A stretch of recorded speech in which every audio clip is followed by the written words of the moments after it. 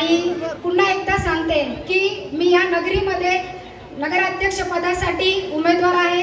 सौ त्रिवेणी सोमनाथ तुंगार आणि माझे सर्व उमेदवार बंधू आणि भगिनी, तर मी सर्वांना विनंती करते की तुम्ही सर्वांनी धनुष्यबाणावर बटन दाबून आपल्याला आम्हाला सर्वांना भरघोस मतांनी विजय करून द्यायचा आहे। एवढं करून मी थांबते। धन्यवाद। लाडके भाऊ अनाथांचे नाथ आपले माननीय एकनाथजी शिंदे साहेब यांचे या ठिकाणी थोड्याच वेळात या ठिकाणी आगमन होणार आहे। गेल्या अनेक वर्षापासून या त्र्यंबक नगरीमध्ये भारतीय जनता पार्टीची या ठिकाणी सत्ता आहे, परंतु या ठिकाणी कुठलाही विकास झालेला दिसत नाही। मी गेल्या 2-3 दिवसापासून ताईंबरोबर डोर टू डोर फिरतो आहे। अनेक घरामध्ये जेव्हा जातो, अनेक गल्ल्यामध्ये जातो, प्रचंड ड्रेनेजची लाईन असन, केर कचरा असन, अनेक समस्यांनी त्रस्त अशी त्र्यंबक नगरीमध्ये आजपर्यंत कुठलाही विकास झालेला या ठिकाणी दिसत नाही। तसं तर बघितलं गेलं तर महाराष्ट्रात नाही, पूर्ण देशभरात आपल्या त्र्यंबकचं नाव एक वेगळ्या दिशेने जायला पाहिजे होतं। त्र्यंबक नगर मध्ये अतिशय मोठ्या प्रमाणामध्ये विकास व्हायला हवा होता, परंतु तो विकास या ठिकाणी कुठं झाला दिसत नाही। विकास जे झाला असं, ज्यांचा विकास झाला ते इथं कधी थांबले नाही, इथून निवडून यायचं आणि दुसरीकडे जाऊन कुठेतरी काम धंदे करायचे, या पद्धतीने काय झालं त्यांचा विकास साधून घेतला।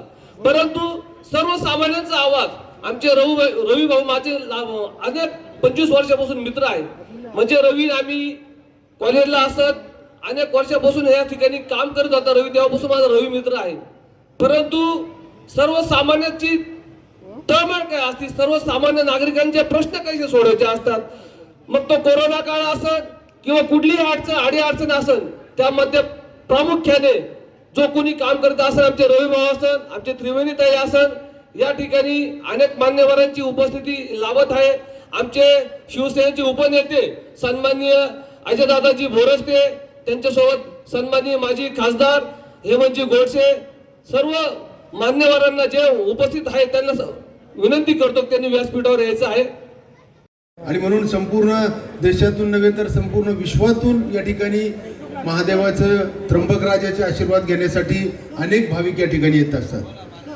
आणि मी गेल्या आपल्या सर्वांच्या कृपा आशीर्वादानं आपण 10 वर्ष लोकसभा सदस्य होतो आणि या 10 वर्षाच्या कार्यकाळामध्ये आपण प्रसाद योजनेच्या अंतर्गत संपूर्ण महाराष्ट्रामध्ये केवळ फक्त त्र्यंबकेश्वरची निवड या ठिकाणी केली गेली होती आणि आपण अनेक सुविधा ज्या आपल्या भक्तांना या ठिकाणी लागतात, ती पार्किंगची असेल, अनेक सोयी सुविधा, अनेक पर्यटनाच्या माध्यमातून प्रसाद योजनेच्या माध्यमातून जवळजवळ 57 कोटी रुपयाचं काम या ठिकाणी केलं।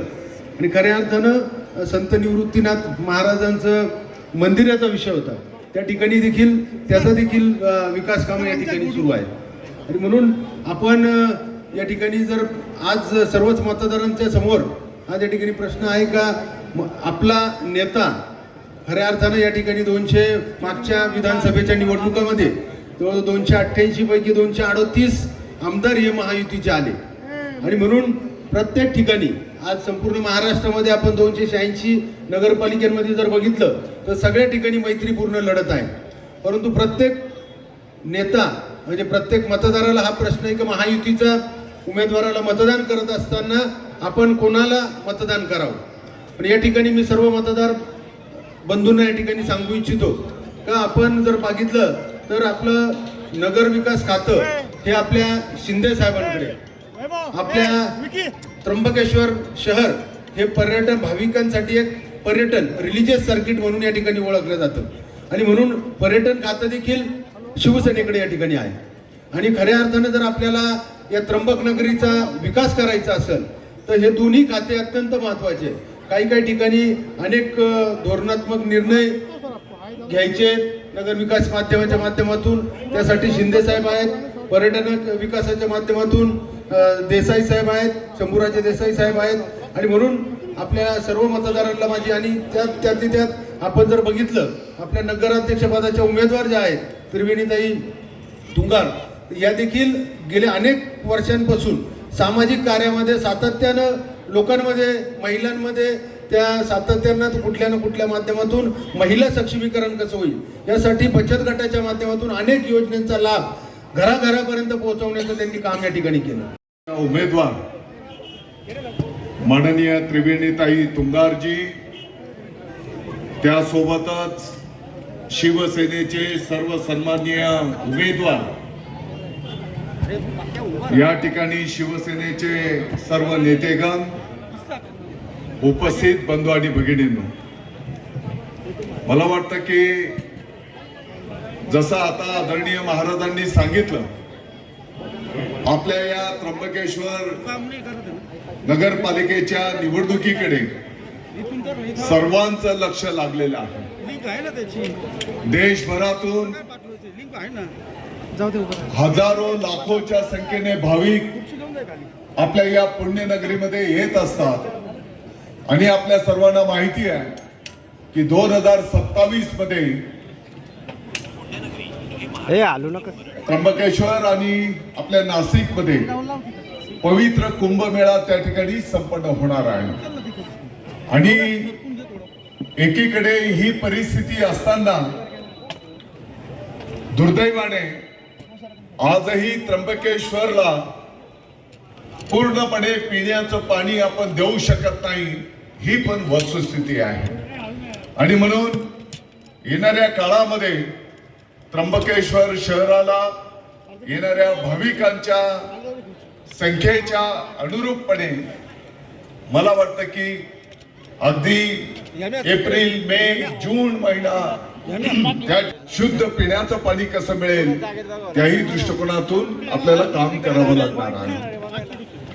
पाठीमागच्या काळामध्ये कुंभमेळ्याच्या काळामध्ये अनेक लहान लहान दुकानदारांना त्या ठिकाणी विस्थापित करण्यात आलेलं आहे.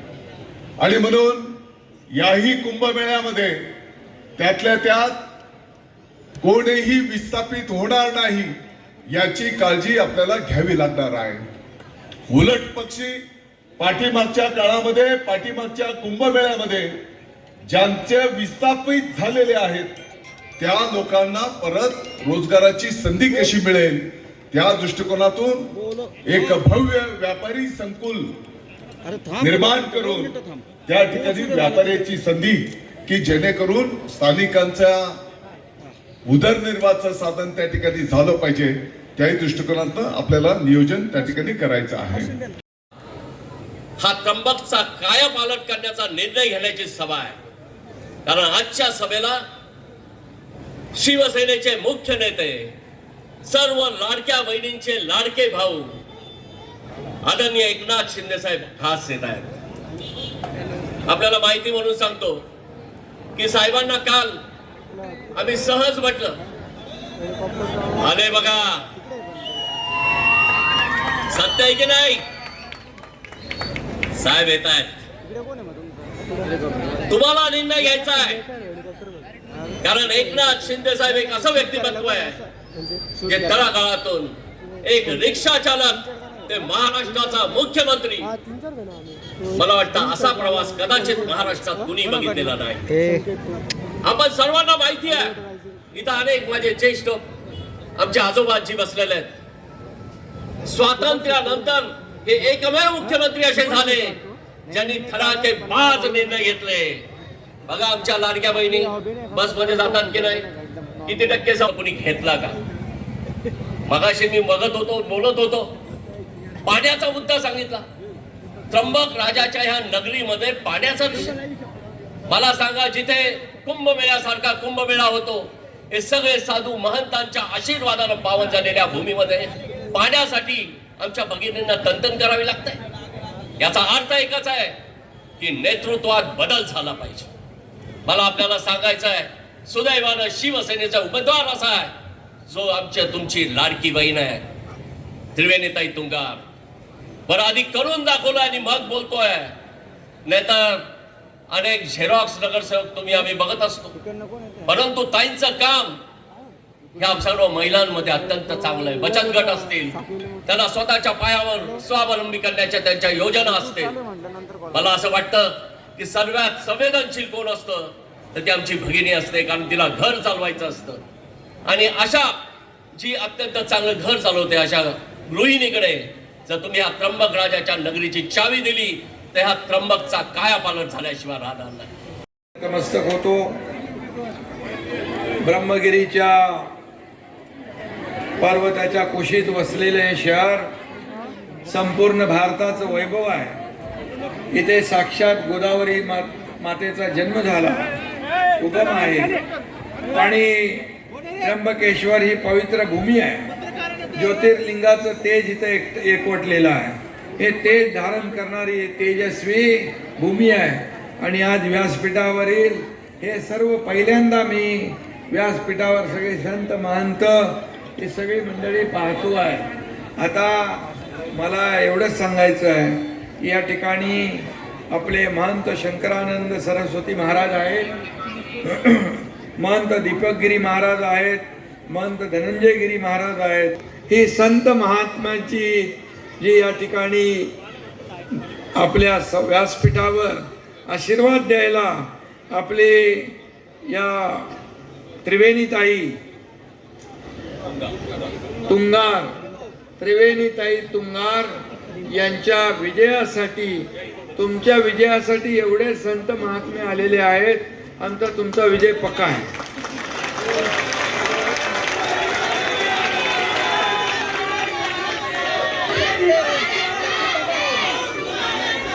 महाराष्ट्र ही संतांची भूमी आहे, शूरांची वीरांची भूमी, शिवाजी महाराजांची भूमी आहे.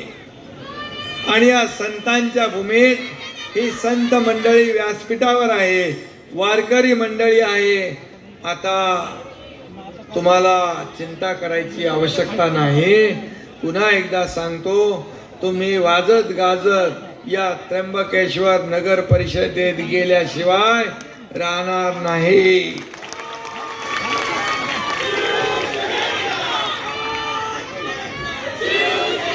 आणि म्हणून हिंदुत्वाची पताका इकडे फडकवणारे सगळे लोक संत महात्मे आहेत. आणि म्हणून इथं देखील एक तेजस्वी हिंदुत्वाची पताका फडकवणारी संघटना पाहिजे. ती संघटना म्हणजे शिवसेना. शिवसेना.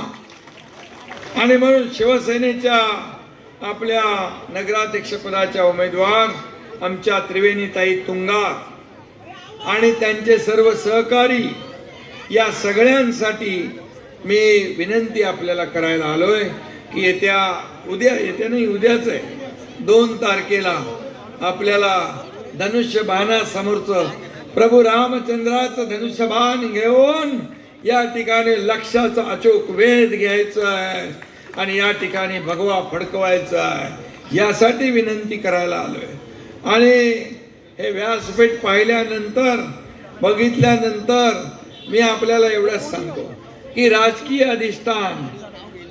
अधिष्ठानापेक्षा हे धार्मिक आध्यात्मिक अधिष्ठान हे केव्हाही वरचं असतं.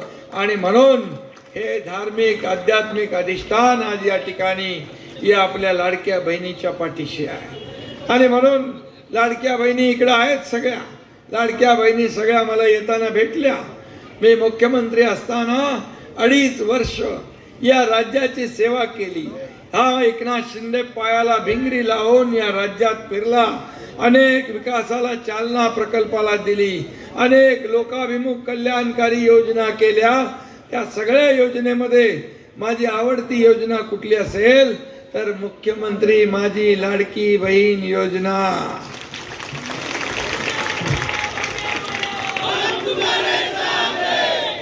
आणि अनेक लोक सुरू करताना खोडा घालत होते, अडचणी आणत होते, कोर्टात गेले होते. पण खोडा घालणाऱ्यांना विधानसभेत माझ्या लाडक्या बहिणीने चांगला जोडा दाखवला. एवढ्यावरच तुम्हाला मी ठेवणार नाही.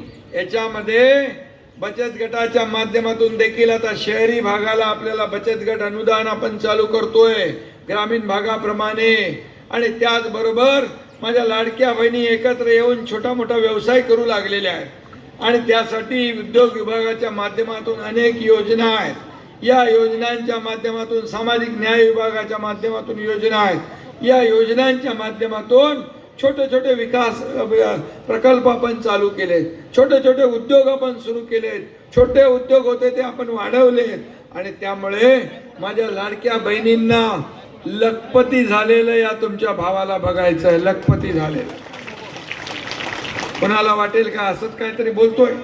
अरे एकनाथ शिंदे जे बोलतो ते करून दाखवतो, महाराष्ट्र ओळखतो.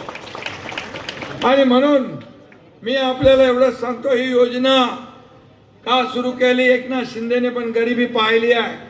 सर्वसामान्य शेतकरी कुटुंबातून एकनाथ शिंदे आलाय. माझं घर दिली वारकऱ्याचं आहे. पंढरपूरला छोटा होतो, आई वडील आजोबा बरोबर गेलेला आहे एकनाथ शिंदे आहे पंढरपूरला. आणि म्हणून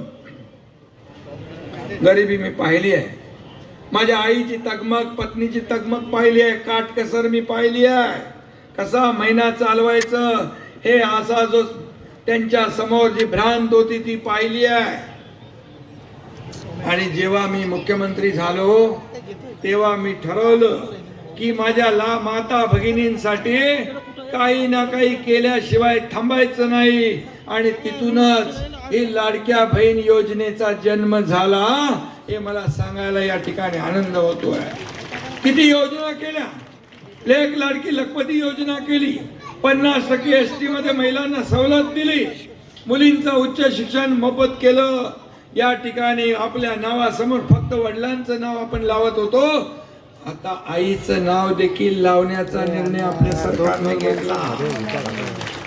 माझ्या माता भगिनींना मान सन्मान वाढवण्याचं काम आपल्याला करायचं.